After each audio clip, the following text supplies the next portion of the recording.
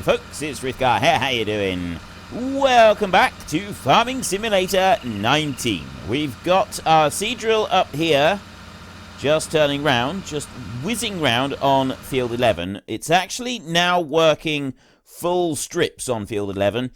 We've got about a third of the tank used up already. I think it may be slightly more than a third, whether it was more than 1,500, I can't actually remember.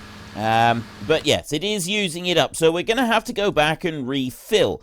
I don't think we're going to do it with just one trip back either, so maybe it would be worth getting the seed trailer. I'm not entirely certain, but there is one thing I'd like to try doing this, because we do have the forklift back at the shop. So there is one option that I'd like to be able to try. We'll see if that does actually work, but we'll get to that. So we're going to leave that one just doing what it's doing for a minute, and we're going to go back over to this one. We've got our wrapper down here.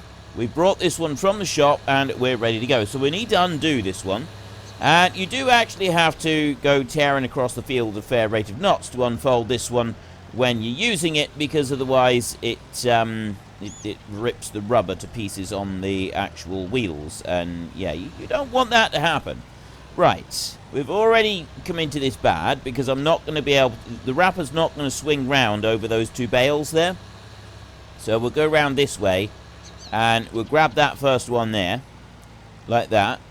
Pick that one up. There we go. Right, we've made a start.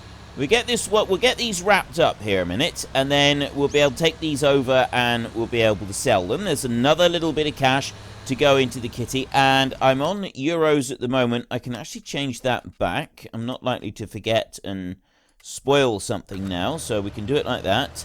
We'll dump that one down there. We'll go and get our next bale a minute.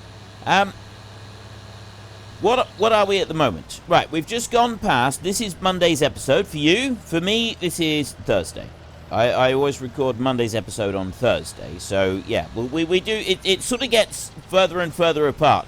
I get split further and further away from when I'm actually recording to when it goes up. But, yeah, you're getting used to that by now. Most of you are getting used to that by now.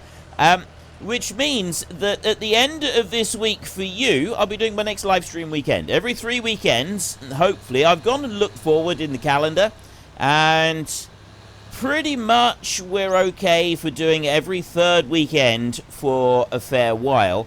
Very likely it won't be the third weekend that we get to when it comes to March, because the Saturday, that falls on the 16th of March, which is Senleia's birthday. So I probably won't be doing the live stream weekend that weekend, because she's on the 16th of March, which is the Saturday, which would be the live stream. And my birthday is a couple days before that, which would be the Thursday. Well, 3 days. My birthday's on the 13th.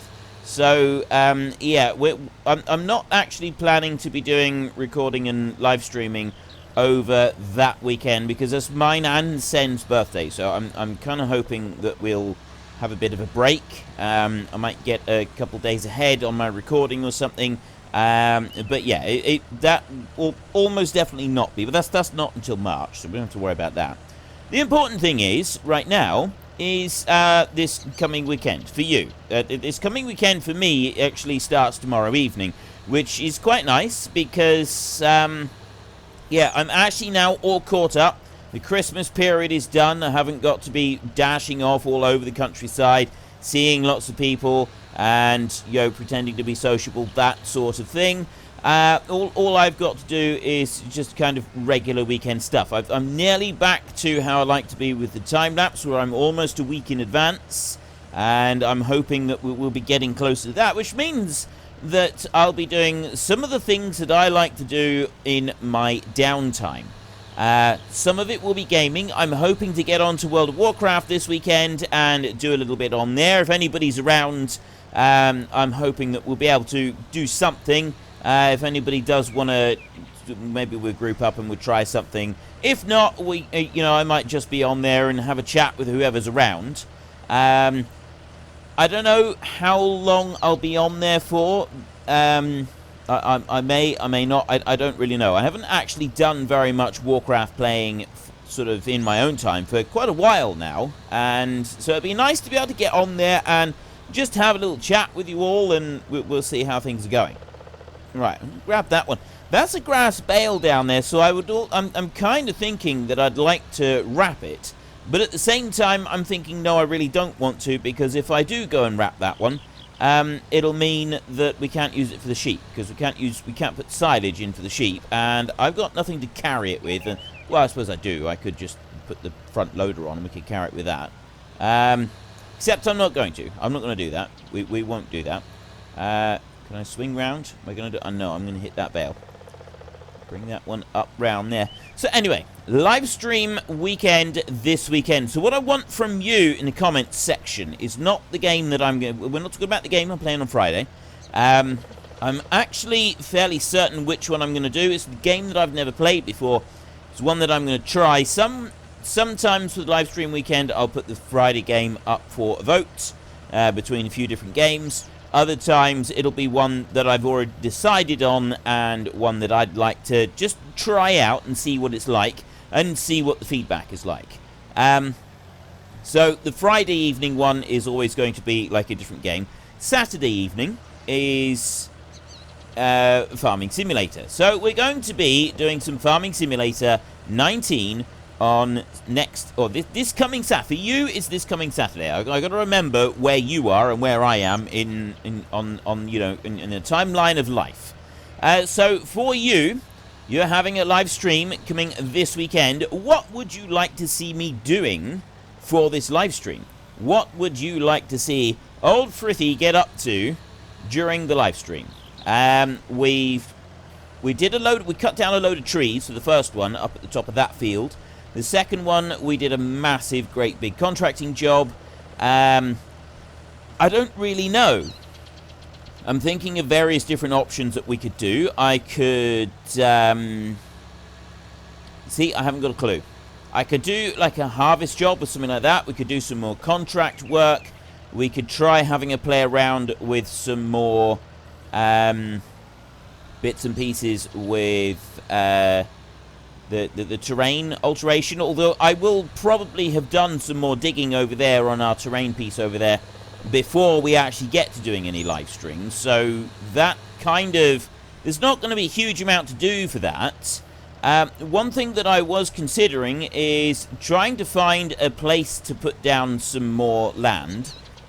Well, buy some more land and then put down a silage bunker, and maybe we could do some silage, something like that.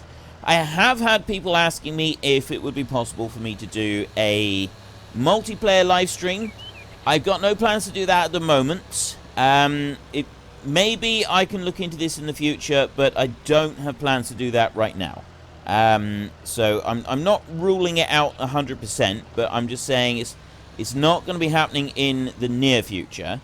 There's a lot to kind of organize with that, and yeah, personally, my kind of play style, and also many of you know that my home life makes it rather difficult to make commitments because I might not be able to do it, and yeah, I don't like disappointing people, and also, yeah, I don't particularly want to because I don't tend to get on very well with a lot of multiplayer type stuff. I do tend to struggle with it a little bit, which is why I don't play multiplayer games. I know I'm playing World of Warcraft, and I do socialize a bit on there, but most of you will notice that, those of you who do play Warcraft, who are in our guild or anything like that, I haven't been on there for very much lately, and that's partly to do, well, mostly to do with home life. I haven't been able to get on there. I'd like to, but it hasn't happened. We got a load of weeds in that field there. I just want to check and see if we've got weeds in this field as well. That one is coming along quite nicely. So let me go to... Yeah, we do. Right, we're going to have to get the sprayer out, and we're going to need to deal with that. So I'm going to leave this one here a second, and I'm going to get this one. So yes, I'd like to try and carry a pallet of seed with this one. See if this actually works. Can we do this? Because this is a very fast mover. We got 60 miles an hour that we can do with this one. So if I can get this one up to the shop and get one of those pallets into the back of this one, we can race up to the seed drill, and I'm hoping that we'll be able to just offload to the side. And we'll be able to do it like that. So anyway, live stream. let me just stop a minute and show you what I mean. If you're looking down here, like land, okay, so there's that piece there, that's 350,000. Crumbs, I didn't think it was that much. But I was thinking, you know, there's a nice chunk of land right there. We could potentially buy that. What trees have we got over on that big chunk of land? There's 350. 350 is a lot of money, though. That is a huge chunk of money, and the problem is we don't have any easy cut trees over here either. Look at them all. Right, well, there are a few. There are some pine trees, but most of these are not pine trees. Most of these are deciduous trees, which are a bit of a royal pain. Yeah, see, this is not going to be easy. It definitely wouldn't be easy to clear the trees out of the way. The only ones that are pine trees, the easy ones to clear, are back where it's not going to make any difference to the terraforming bit anyway. Is all of these trees down here we'd want to get rid of. So we'd want the Bruks chipper or something similar to very quickly move those trees out of the way. That's what we would want for it if we were to go and buy that chunk of land. I mean, where else would we buy land? You've got that bit there, right? That's 350,000. And that would be like the perfect place to go and put the silage bunker down there. And then we could whole crop some silage off of some of these. I mean, by that time, by the live stream, I would probably have been able to get some other crops ready. You got this bit over here, which is 122,000. And we could always see about trying to stuff something up here somewhere, maybe. Oh, no, 152 is values there. 350 there, and this one here is 386 there. None of it is cheap. None of it is 370. And then you got these down here. These are a bit cheaper, but I don't really want to go putting silage bunkers up there. If we were going to do it, we'd get a silage bunker there. Silage bunker is great and all, but we still don't actually have a biogas plant. And you can't sell at the biogas plant until you buy the biogas plant. And that one costs nearly $800,000. So that's not going to happen either. So, yeah. I mean, we are planning to get cows. So a small silage bunker that we went and put some whole silage into, that could be an option. Although we'd still want to, like, we'd have to get rid of a load of trees and do a bit of terraforming and stuff like that in order to be able to build a bunker. I like this. I do like this. You don't just get the farm with the silage bunker and everything already built and already, you know, they're ready to roll. You've actually got to carefully plan out where you get things from, how you get it, and everything's got work. You got to work at all of these things as well. You know, it's a good job we're on our way with this. It really is. You've got to carefully plan everything out, and you've got to work at it. If you want a silage bunker, you want cows, okay. You've got to build the pens, which means that you've got to have the land ready before you can actually start doing any building. And this is the bit that I'm really liking about it. This is the bit, it's taking some careful consideration and stuff. And I think that's quite cool. I really do. So we could sort of have a look at doing that. I mean, I'd eventually like to try and do that anyway, which I think it would be quite a cool thing to try and do. Now, I've got pallets here. I want to grab them from this side. So I suspect that this, I don't know if it's this one here is going to be, that one's the part pallet. So I'll move that one over there. Like that. And I want to try and get this next pallet. Question is, can we get this pallet into that vehicle? Because picking it up, it's going crooked like that. So what I need to do first is just shunt it over there like that. Put it down onto the ground. There we go. Right, now we can go and pick this one up. It's a lot easier to pick pallets up with the forklift than it is with doing it with the other machines, I've noticed. It's not always perfect, but it is a lot better than most of the other machines. It's not quite straight. I could have done a bit better than that. Can we get a full pallet of seed into here? This is going to be the next thing, is does it actually fit? I need this to fit. I need this to fit. I need this to be a part of my life. Okay, that fits. That actually fits. It fits in there. This is fantastic. Okay, so we bring that one to there, and we put that. It does. It works. Right, next. Next. This is the big one here. Can we do this? If I line you up like that, I want to get this one fairly straight now. I want to get this one straight. We're going to put this Mahindra to the ultimate test. I mean, this is only like a quarter of a pallet in here, but it's still a part pallet. It's still, you know, it's another pallet. The question is, can we stack this on top of the other one? Do these pallets stack? I don't know if they do. I'd like them to. I really would. They didn't stack very well in FS17. Definitely didn't stack very well in FS17, but that's looking alright there. That's looking okay. Let's lift that one up like that. Slowly does it. I don't want to go fast. I mean, in theory, it should, because it should go onto those bars. Now, I don't have a side shuffle on this. Unfortunately, that's not a thing that we have, is the whole side shuffle. Right, it doesn't look like that's going to work. You have on most forklifts, well, certainly new forklifts, you got a thing where the forklift moves sideways. Oh, no! Wait, no! No! No, it wasn't supposed to do that! Why? Oh, okay, I didn't actually know that you could put the stuff into the Mahindra loose. So it's closed the back, and it's going to put it in there loose. Definitely wasn't supposed to do that, but maybe, just maybe, it will load the thingy anyway. I really hope that it does. I hope this works. We've got the one pallet there, and putting that one in, it didn't try to empty it. Whether that was just because we put it in low, I don't know how high you'd have to get it to unload, but the other one unloaded into the back of the Mahindra, and it wasn't supposed to do that. That was definitely not part of the master plan. But there we go. We at least have got one pallet on the back of this thing. Even if it is only one pallet, it's still pretty cool driving this thing around. Look at it. Look at it go! It works! No! Wait, stop! Why? That was definitely not supposed to happen. That was definitely not supposed to happen. We got this cool looking... I do like this one.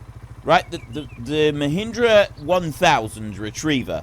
It is a very cool looking machine. There's our tractor ready and waiting. Is this going to work?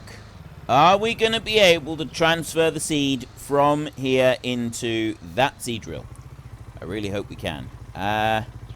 Which way does it open? I think we will be able to, at least with this. We ought to be able to anyway, right? If I bring that one back round there, and I want to back it up a bit more. I don't know if we can just do it straight off the back of the Mahindra, though. I don't know how well that's going to work. So straps off like that. It definitely didn't particularly like that. It looked like the Mahindra was moving for a minute. It wasn't. It was my steering wheel not quite straight. Okay, so we do that. I open that one like that, and I press R. Right, well, that's definitely taking it out of the pallet on the top. We've got 1,000 there. But it's not taking it out of the bed of the Mahindra, and I don't know how we could go about doing that. I can't open it. Oh, actually, I do know how we could do that. If I just go... No. Right, let's have a look. Fasten, unfasten. Select camera. Can't do that. Don't have access to this land. It's a tip. It's a tip motion. That's all I can do, is I can tip it out in a heap on the ground. Which means I gotta take this back to the farm. It's not gonna work here. We got 1,000 litres on board, so we're gonna have to run this one back to the farm, and we're gonna have to put this into our own seed drill somewhere down there. So let me just stop that one there a minute, and straighten up the steering wheel again. Close you back over, start you up and press H. So that one will just carry on there. Right, that's doing a wonderful job. It's absolutely wonderful job. I'm very pleased with it, and it can carry on there. We are going to go this way, and we want to get back to the farm as quickly as we can. And then I'm going to force tip this into a heap on the ground. And in theory, force tipping it into a heap on the ground will mean then that we can go and do... Actually, I'm not sure. It should work. All I know is that it should work. This is where I went with the horses previously. So whether it's going to work with... Yes! Okay. Are we going to land? Roll bars are brilliant, aren't they? Don't you just love roll bars? I love roll bars. Roll bars are awesome. Right, let's bring you down here. And next up, I need to put the seed we got to put somewhere. So if I put that there and I force tip. Right. Unfortunately, we've had to tip that loose. Like that. Wasn't part of the master plan. But we will be able to take that and we'll be able to load that into that one over there. And everything will be tickety-boo. Next up, we want to go over to... Not you, you're doing fine. I'm going to have to go and get the Mahindra and do another run because we don't have enough seed yet. So we'll do that in a minute. Before I do that, I want to go back to this one. And I want to start loading this one. So we press B to open it up so that it's ready. And we'll bring this one up. We will then be swapping the wheels over on this tractor. I mean, for the live stream, I could just kind of carry on with the map. And we could carry on with some more stuff. And, you know, just continue on with the farming. We will eventually be starting a new map. I could take a look at a new map. We could try and get established on a new map. Ready to start a new series of some kind.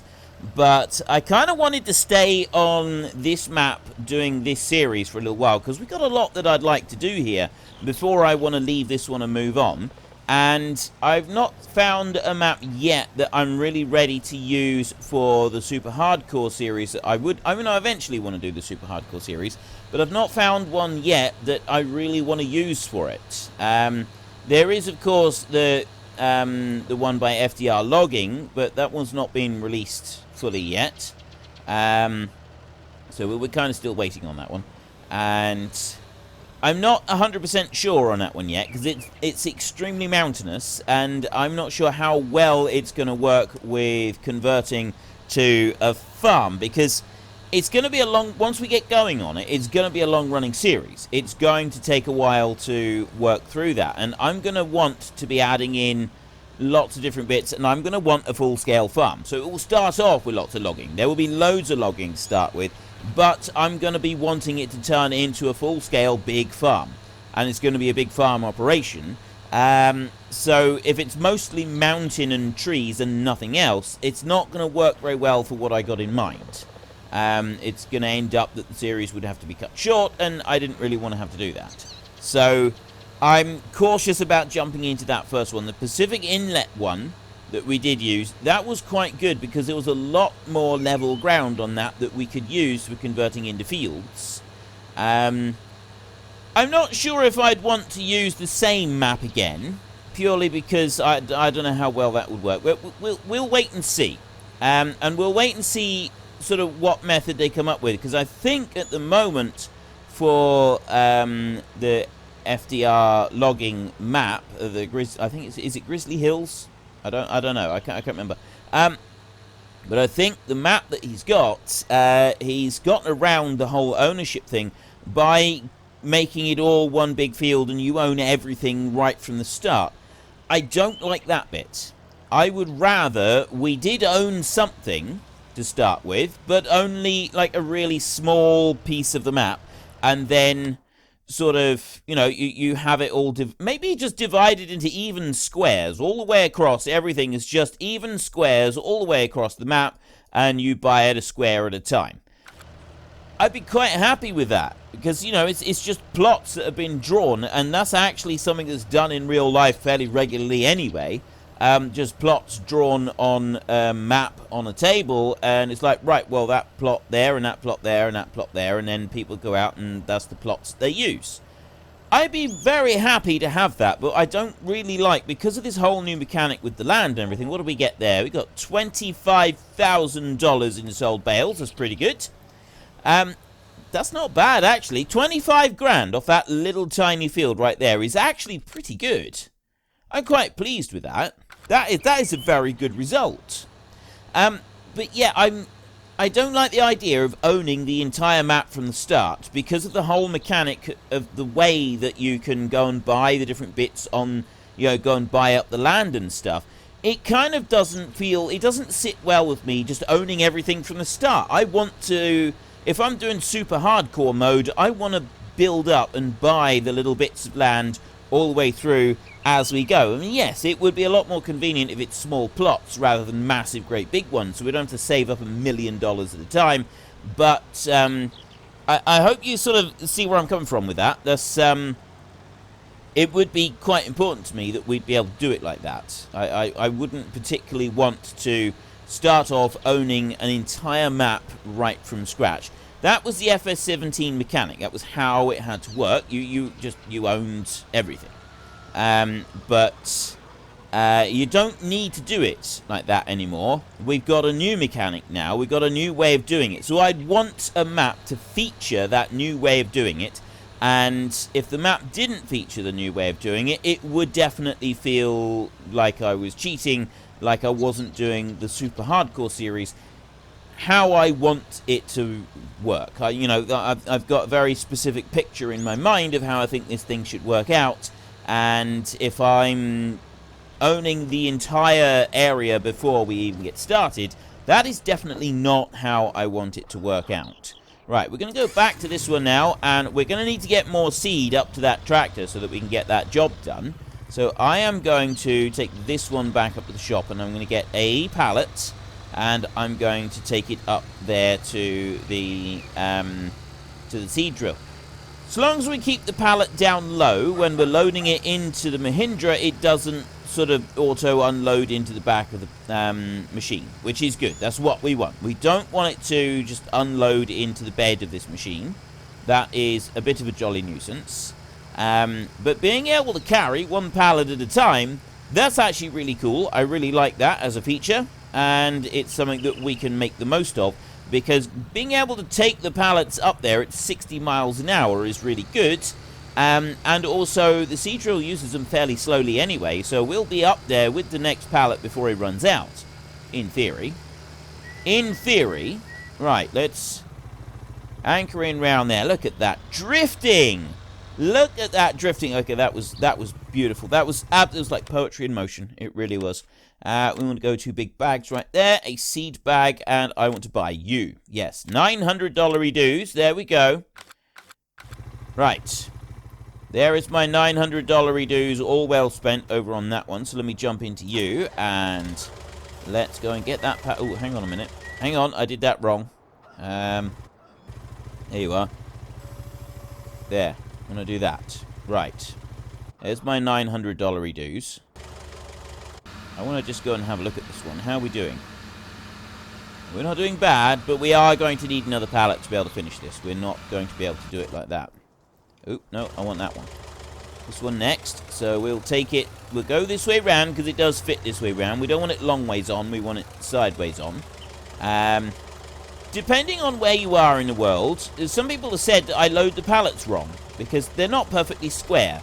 Now, here in the UK, we have these wide pallets. You have the wide pallet configuration like this, which for the UK, that's a standard UK pallet. But then you also have sort of narrow pallets that are much, well, they're not longer than this, I don't think. Well, not much longer, but they're definitely a lot narrower. No, they're not. They're not wider than this, but they're narrower. They're quite sort of narrow on the ends. They're called Euro pallets, and I think it's the standard configuration for most of Europe. So they're not as big as these, and they may be just a fraction longer, but when you load them on the lorry, you do it endways on, so you've got a lot less. You have to actually get out and adjust the forks on your forklift, make them narrower so that you can pick these things up from the end. But we don't tend to use that sort in the UK. We use this sort. These wide ones like this. This is the type that we use in the UK. Almost square. They're not actually square, but they're much more square than the Euro pallets. I don't know what you guys use over in the US and Canada. I don't know what you use over there, and also Australia. I'll just tilt that one down a bit. Australia, New Zealand, well, the whole of the rest of the world. What do you guys use? Because Euro pallets are used in Europe, but that's not all you use. I know that you also use the same sort of standard pallet, what we call the standard pallet here in the UK. So you've got kind of two standard pallets. People that do a lot of shipping, you've got set sizes of pallets. And the Euro pallet is the kind of the long, narrow one. And you notice at supermarkets, when a lot of supermarkets, they get a lot of stuff in Euro pallets, so the long, narrow pallet, because it works well for them. Especially like the wholesale type supermarkets, and even like the big supermarkets where they get the soft drinks and stuff, that comes in on a standard Euro pallet size display, and it's put end on in the shop. So you slide that one into the sort of in under the shelf, end on, and it's not got a massive, great big area covering the entire shop or anything like that. It's got a smaller area available. But the great thing about it is that it's, with that smaller area that it's taking up on the shop, you still got the majority of a pallet there. Right, helper J is blocked by an object. So, is it still blocked? Yes, that's good. I want it to still be blocked because I want to bring this one back over here like this. There, and take the straps off like that. And then we go over to the tractor like this. I'm going to press H a minute and undo that cover there, and now I start reloading. So it was down to 160 litres. Take all of that pallet off of there. That's absolutely perfect. Cover back on. I'll press H again. He's not going to go anywhere. You better not.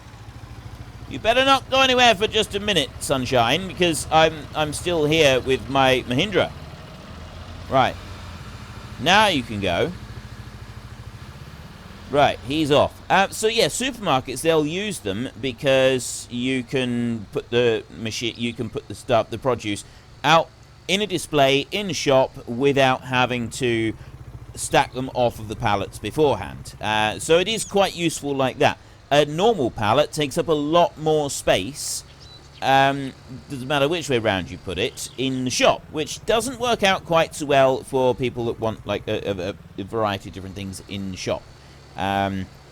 So I'm interested to find out, what sort of pallets do you use in your country of origin? Okay, that don't roll down the hill. I wanted to stop and do that again.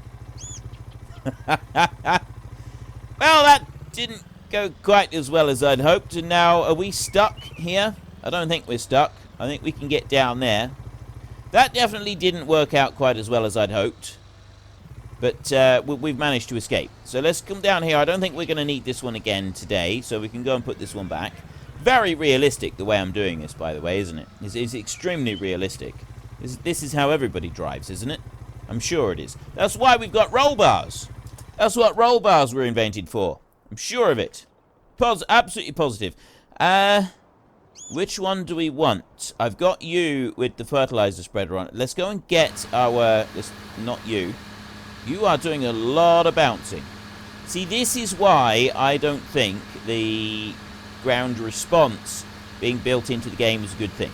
Because it wouldn't be bouncing that much. If you're bouncing that much on your cultivated ground where you're ready to go and start planting, you need to go over the cultivator again. Like, seriously, you really do. You shouldn't be... It shouldn't be throwing you... It should be a nice, easy, smooth ride when you're planting the seed. You don't want the surface of the field that's doing that. You definitely need to run the cultivator again. And I'd like to be able to turn this feature off. I would. I mean, I think it's good at times, especially with the ploughing. But there's other times, like right now, that I just don't think it works. It doesn't do it for me. Anyway, I want you, and we're going to need to get narrow tyres on so that we can get our sprayer on and we can go and spray for weeds. Although I don't know how we're doing for that. So I need to go to customize and I need to go to wide tyres, and there we go, narrows right there. We've got the big engine. We've got the biggest engine we can have on here. So we'll take the narrows with $0. There we go.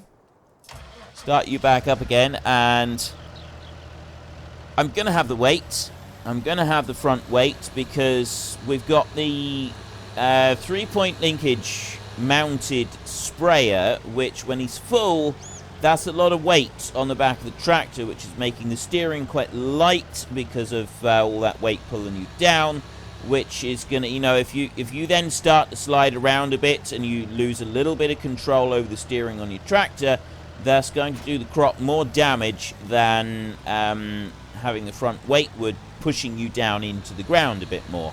Ideally, you wouldn't want quite so much weight on there, but you haven't really got any choice when you've got a mounted sprayer like this. If it was a trailed sprayer, then yeah, I'd say you wouldn't want the weight on it.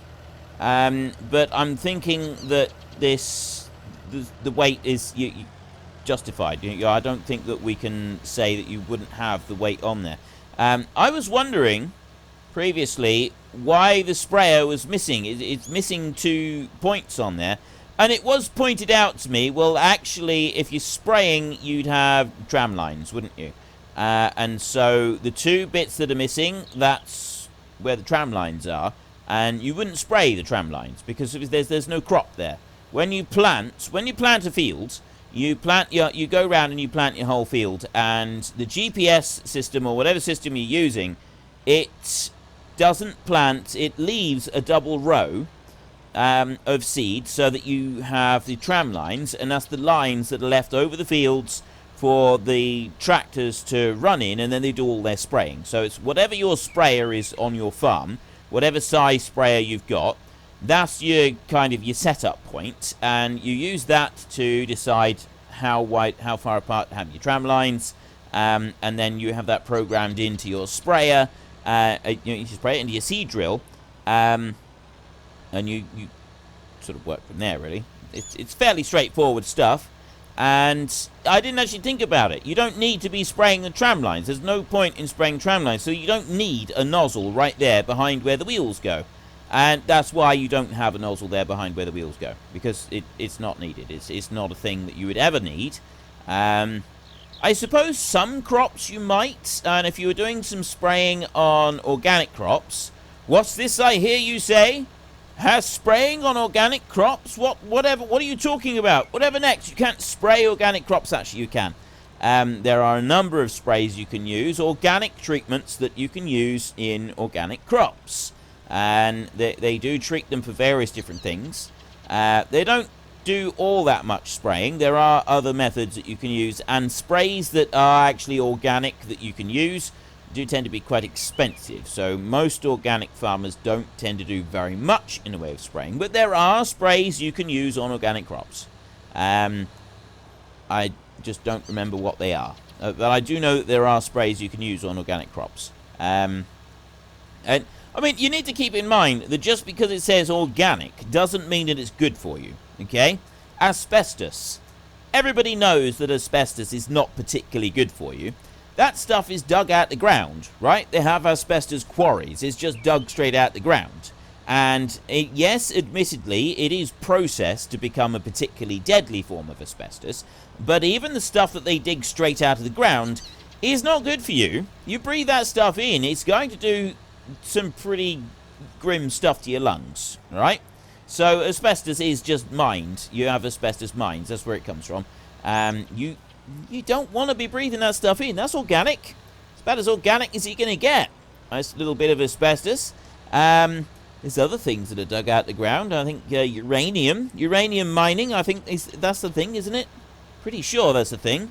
It's not very good for you, the old uranium. And then you got sulfur. That's just dug straight out the side of a volcano.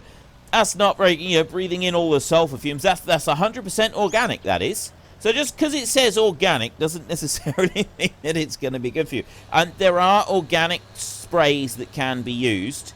I've no idea what they are. So anybody that does organic farming or knows a bit about organic farming, let us know. What are they? What kind of spray? What things are approved? I think there's a thing. Isn't there a spray that you can use for potatoes to help protect against the potato blight that is actually an organic spray? I don't know if there is or there isn't. It's something like copper sulfate or something like that you can spray on the potatoes that is actually a protection, it's a preventative measure against the potato blight. I don't know if that's a thing or not, whether there is an organic one or not. I don't actually know. So anybody that does know about these things, please let us know in the comments. I would really like to know. I need an education. And also, like I said, let us know what kind of things you might be interested in for this coming weekend's live stream for Farming Simulator. What do you want to see me do? Is there anything in particular you want to see me do? Is there anything you'd like to see me trying? Is there anything you'd like to see me kind of experimenting with? Something that I don't tend to do very much of in normal episodes that you'd like to see me do? I did a massive, great big grain harvest in the last one, so I'm not going to do that again. We did do trees, the one before, but I didn't use like a Ponzi Scorpion or anything like that. I've not used the big tree harvesters yet, so I would be willing to do a bit of that. Maybe we could do a bit of forestry. Forestry, I think, seems to work fairly well for live streaming. It does actually seem to work fairly well.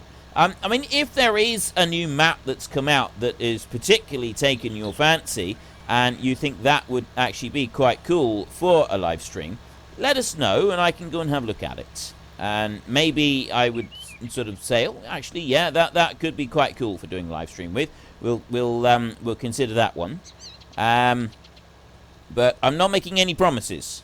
At the moment, I'm leaning towards sticking to this map and working on this map at something for the live stream on... So is this coming Saturday? If you want to see the other game, I haven't 100% decided yet, so I'm not going to say what it is, but this weekend I'm not putting it up for a vote, because there's one game that I definitely want to take a look at some point, and there's one other game that I'm seriously considering as well, so it's kind of, I'm torn between the two at the moment. I need to have a look at them a little bit more. I'll probably do that this weekend, and then I will make a decision. So this weekend for me, not for you, because I'm aware that for you, this is already Monday. This is, you know, we traveled forward in time. Right, I need to stop that. I need to stop spraying. Then we need to go to here. Where's the edge? It's kind of about there, I think. If I go there and I press H, is it going to let me do it? Yes. That one's going to go across there.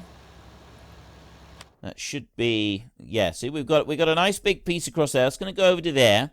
I don't know if it's going to go right the way across the field or not. We have removed the weeds from this one. This is a good thing. How far is it going to go across before it stops? So I did stay up a bit. Is it keeping going? Right, it stopped right there. So let me have a look. Yeah, I could do it going forward just a little bit more, so I will manually do that. I will go forward a little bit more, like that. And then... Do I want to stop yet? I think I want to stop now.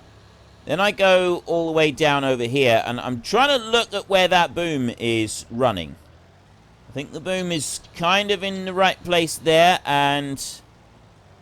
How are we doing for... We got dead weeds there. That's live weeds right there.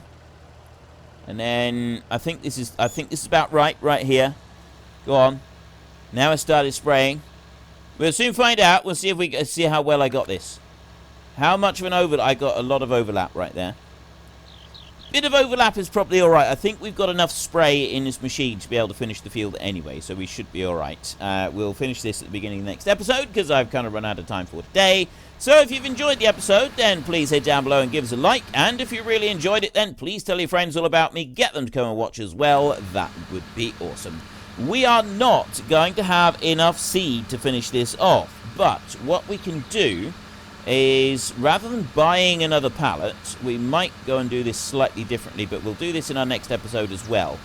There's not enough seed in there, I don't think, to get 100%. We're on 92 at the moment, down to 120 litres. 93. Yeah, I don't think we've got sufficient in... No, you haven't. Don't lie to me. Right, I'll get this one going again. So yeah, until next time, thank you very much for watching. This is Frithgar. Goodbye, and see you later.